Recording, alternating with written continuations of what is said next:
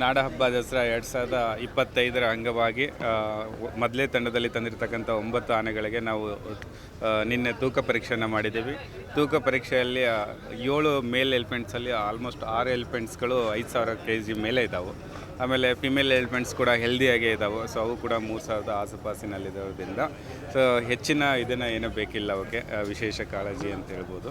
So ಹಾಗಾಗಿ ನಾವು ಇವತ್ತು ಆಲ್ರೆಡಿ RMCವರೆಗೂ ಕೂಡ ತಾಲೀಮನ್ನು ಸ್ಟಾರ್ಟ್ ಮಾಡಿದ್ದೀವಿ.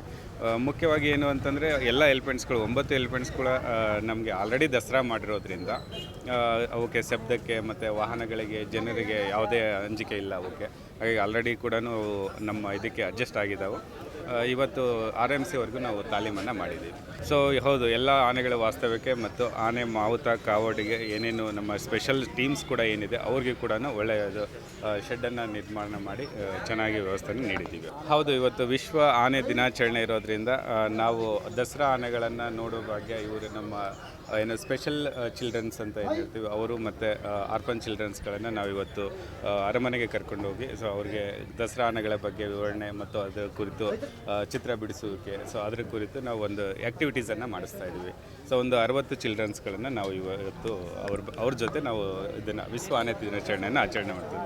ಸೊ 11 ಗಂಟೆಗೆ ಇದು ಕಾರ್ಯಕ್ರಮ ಪ್ರಾರಂಭ ಆಗುತ್ತೆ.